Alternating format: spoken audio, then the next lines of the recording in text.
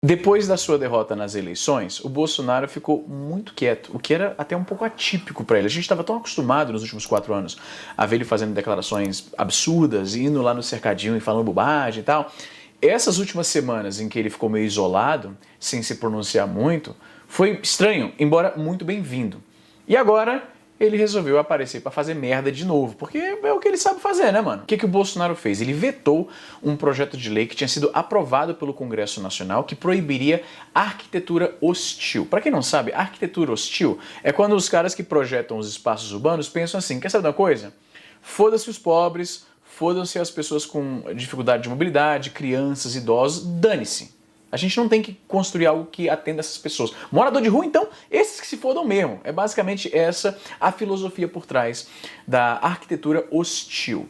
É quando eles instalam pedras, hastes pontiagudas e outros tipos de apetrechos para impedir que pessoas se abriguem nesses locais. O capitalismo é uma desgraça às vezes, porque, olha só, é preferível para essas empresas gastarem dinheiro instalando essas coisas e tornando os seus ambientes mais feios e mais perigosos e mais inóspitos do que talvez pegar essa grana que eles iam gastar com isso e investir em medidas para ajudar pessoas desabrigadas, por exemplo. O projeto tinha como apelido Lei Padre Júlio Lancelotti, porque o padre viralizou há um tempo atrás, quebrando algumas dessas pedras que tinham sido instaladas para impedir que moradores de rua se abrigassem por lá. Vale lembrar que o projeto se referia especificamente a esse tipo de arquitetura hostil sendo empregada em espaços públicos. Ambientes privados, como um condomínio, por exemplo, pode continuar com todas essas coisas.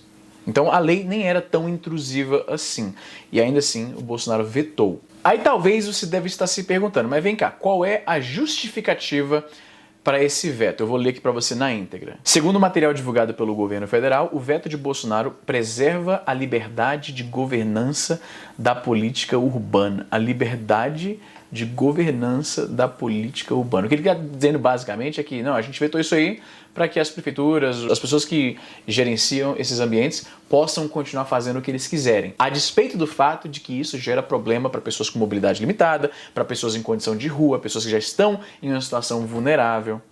Continuando, de acordo com o governo, Bolsonaro decidiu barrar o texto por avaliar que o projeto poderia ocasionar uma interferência na função de planejamento e governança local da política urbana, ao buscar definir as características e condições a serem observadas para a instalação física de equipamentos imobiliários urbanos, a fim de assegurar as condições gerais para o desenvolvimento da produção, do comércio e dos serviços. É um lero-lero que não fala muita coisa, ele está basicamente dizendo, deixa do jeito que tá, dane-se os problemas apontados, dane-se o fato de que isso é uma crueldade com pessoas desabrigadas, pessoas em condição de rua.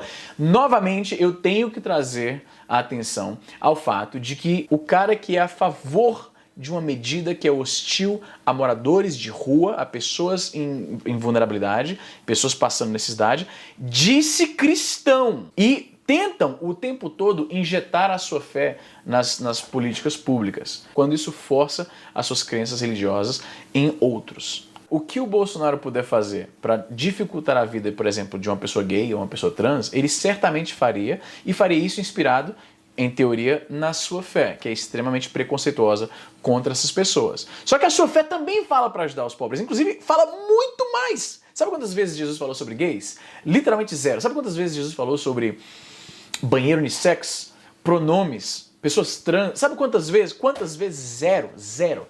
Agora, quantas vezes Jesus falou para ajudar os pobres, para abrigar os pobres, para dar tudo que você tem à caridade e segui-lo?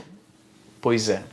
É nessas horas que você vê que a prática da fé dessa galera se limita a como é que eu posso usar isso aqui, esse texto escrito há séculos atrás, para outra sociedade, em outro lugar do mundo. O que importa para eles é como eles podem usar esse texto para oprimir outras pessoas. Quando é para fazer literalmente o principal mandamento que Jesus deixou quando passou pela Terra, eles não estão nem aí, mano. Velho, é sério. O nome do negócio é arquitetura hostil. Como é que a gente chegou num ponto em que a situação está tão ruim que o sistema que a gente tem vigente está deixando tanta gente desabrigada, com fome, nessa condição marginalizada, e a solução é tornar os espaços públicos hostis contra essas pessoas, tornar os espaços públicos mais feios, mais perigosos. Que porra é essa, velho? Tá vendo? É disso. A galera bolsonarista, eles gostam de achar que eles estão lutando contra o sistema. É um bando de Don Quixote lutando contra moinhos. Porque isso é o sistema, caralho. Isso é o sistema. Essas pessoas são abandonadas por um Estado que, em teoria, deveria existir para provê-los o mínimo. E aí, quando eles tentam assim, vamos pelo menos não instalar prego nas paradas, e pedra, e coisa pontiaguda, e o cacete. Vamos pelo menos não fazer isso. Vem o presidente supostamente cristão e fala, não, deixa a galera fazer o que quiser para não ficar mendigo dormindo ali. Dane-se os pobres. E vem dizer que vem e quer me convencer que é cristão. É disso que eu tô falando, velho. E isso é o sistema, velho. Isso é o sistema. É impressionante de verdade, como esses caras acham que estão lutando contra o sistema, contra o status quo, quando na verdade eles estão apenas lutando para mantê-lo a qualquer custo.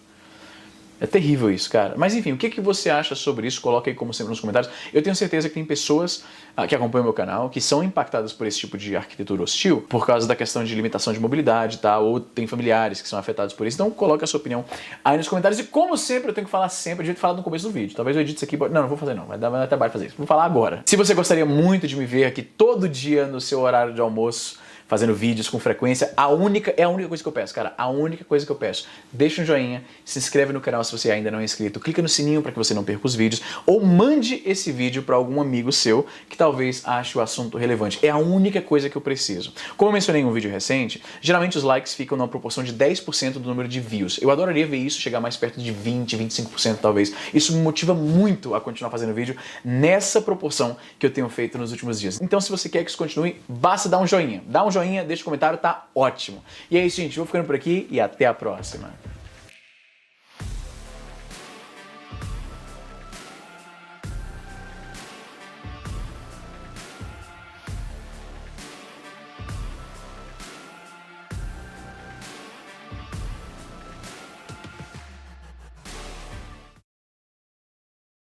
Eu não sei se isso já está plenamente óbvio para todo mundo a essa altura do campeonato. Eu espero que sim.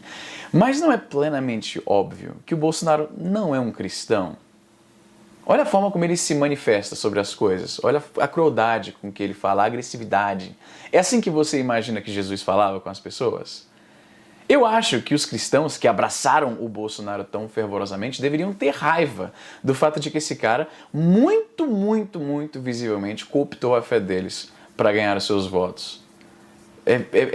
É ainda mais sujo se você parar para pensar. Só que é o que eu falei. Em um vídeo recente eu falei que a alt-right ela convence as pessoas alimentando alguns preconceitos que elas já têm, algumas ansiedades sobre mudanças sociais ao seu redor e tal. E, a meu ver, foi exatamente isso que o Bolsonaro fez. Eu não acho que esse cara é cristão, não. Ele não parece nem tentar fingir ser cristão. E eu acho que cristãos deveriam ser a comunidade que mais odeia o cara, pela forma como ele tentou se aproveitar da sua boa vontade e da sua fé. Mas não.